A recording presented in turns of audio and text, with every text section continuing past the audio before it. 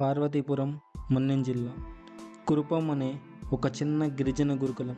ఇక్కడికి పేద కుటుంబాల పిల్లలు చదువుకోవడానికి మరియు వారి భవిష్యత్తు నిర్మించుకోవడానికి వచ్చిన ఒక ఆశ్రయం. కానీ ఆ ఆశ్రయం ఒక్కసారిగా భయానకమైన స్థలంగా మారిపోయింది.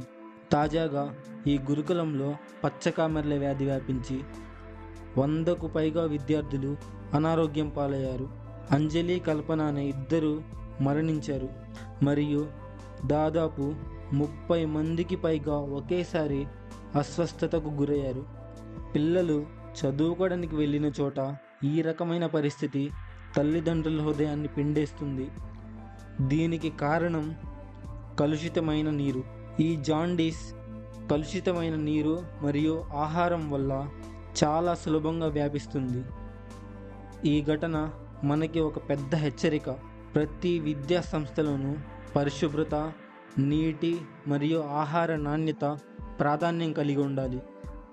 ఒక్క చిన్న నిర్లక్ష్యం కూడా పిల్లల ప్రాణాలకు ప్రమాదం అవుతుంది.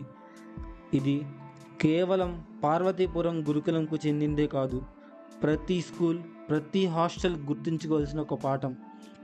పిల్లల భద్రత అంటే కేవలం తల్లిదండ్రులది మాత్రమే కాదు, ఇది మనందరి బాధ్యత.